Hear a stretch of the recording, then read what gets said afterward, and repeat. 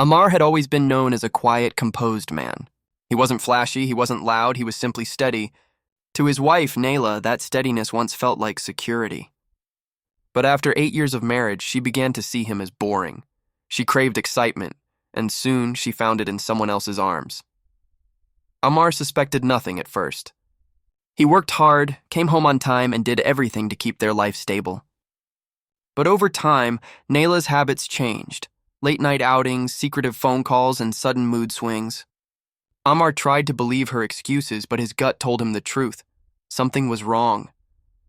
One night, Ammar's friend spotted Naila at a restaurant.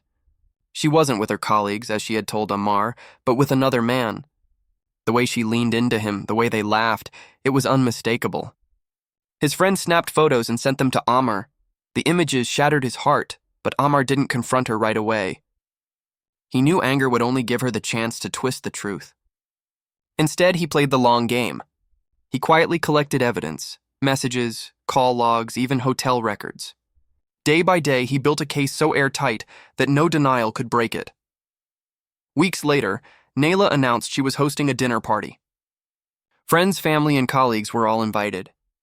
She wanted to show off her perfect marriage and the life she pretended to have. Ammar smiled and agreed, though deep inside he was preparing for the end. On the night of the party, the house buzzed with laughter and chatter. Guests filled the dining room, enjoying food and drinks, praising Naila for being such a gracious hostess. Ammar moved silently among them, calm, polite, but with a storm brewing inside. After dinner, as everyone gathered in the living room, Ammar stood up. He tapped his glass gently, drawing the attention of every guest. "I want to thank you all for coming tonight," he began, his tone polite but firm. "It means a lot to share this evening with people who matter to us. And since we're all here, I have something important to announce." The room went still. Naila's smile froze. Ammar reached into his briefcase and pulled out a folder. He opened it slowly, his eyes never leaving his wife. "This," he said, holding up the first page, "is a record of my wife's hotel stays with another man.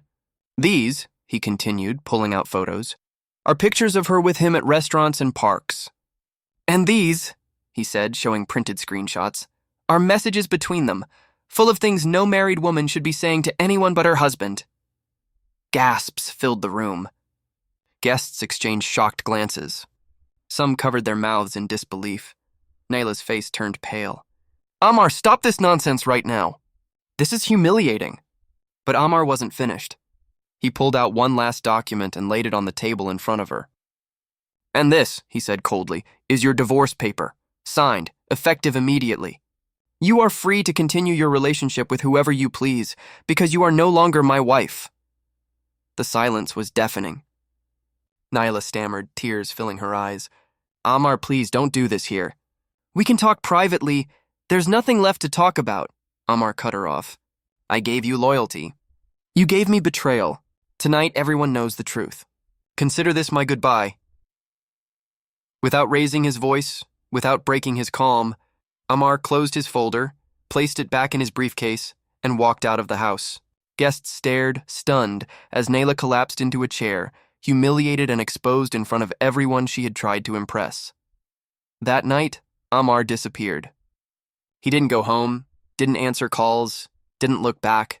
He withdrew money from his personal account, packed a bag, and left the city.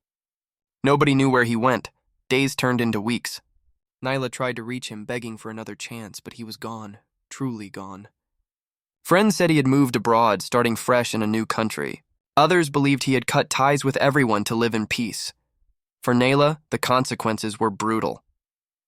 The man she cheated with quickly abandoned her when the scandal spread. Friends distanced themselves, her own family struggled to defend her, and she was left carrying the weight of shame alone.